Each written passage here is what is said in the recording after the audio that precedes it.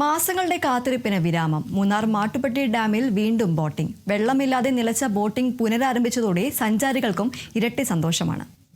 മാട്ടുപ്പെട്ടിയുടെ കാഴ്ചകൾ ഇനി വെള്ളത്തിലൂടെയും ആസ്വദിക്കാം. മാസങ്ങളായി നിലച്ചിരുന്ന മാട്ടുപ്പെട്ടി ഡാമിലെ ബോട്ടിംഗ് സർവീസ് പുനരാരംഭിച്ചു.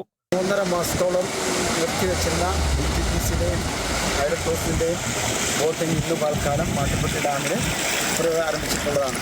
ഇത് ഇവിടെ സന്ദർശിക്കുന്ന മൂന്നാർ സന്ദർശിക്കുന്ന ടൂറിസ്റ്റുകൾക്കും ഇവിടുത്തെ ജനങ്ങൾക്കും വളരെ സന്തോഷം നൽകുന്ന ഒന്നാണ്. ജലനിരപ്പ് കുറഞ്ഞതിനെ തുടർന്നാണ് boating നിർത്തിവെച്ചിരുന്നത്.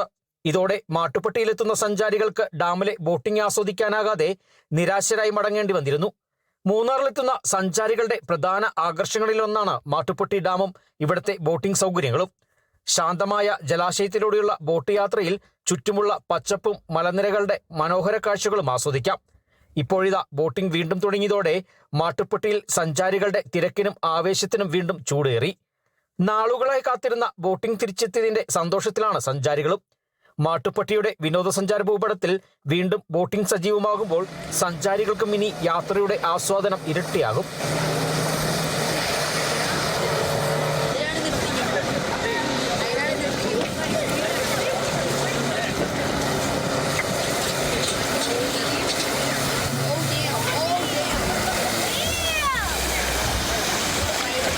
Bineesh Antony, Kerala vision news, Idukki.